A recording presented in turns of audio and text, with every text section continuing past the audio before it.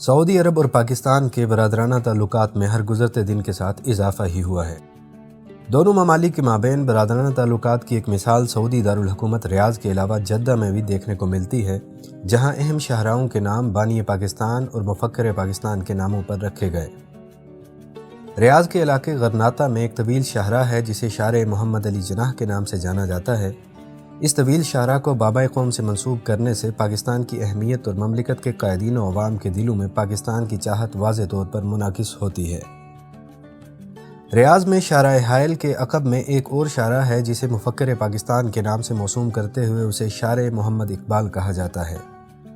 شاعر مشرق علامہ محمد اقبال کے نام سے مصر کے شہر الاسکندریہ میں بھی شاہراہ ہے جسے شارع محمد اقبال کہا جاتا ہے۔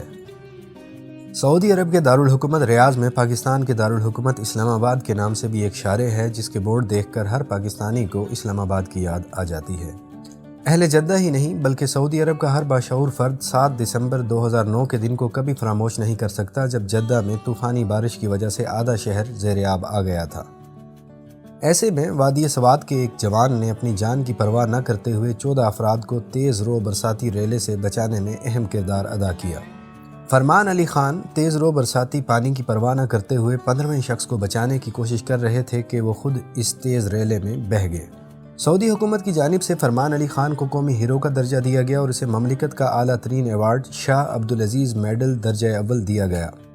ولی عہد مملکت شہزادہ محمد بن سلمان بن عبدالعزیز نے اپنے دورہ پاکستان کے موقع پر فرمان علی خان کی خدمات کے اعتراف میں صوبہ خیبر پختونخوا کی وادی سوات میں صحت مرکز کے قیام کا اعلان کیا تھا۔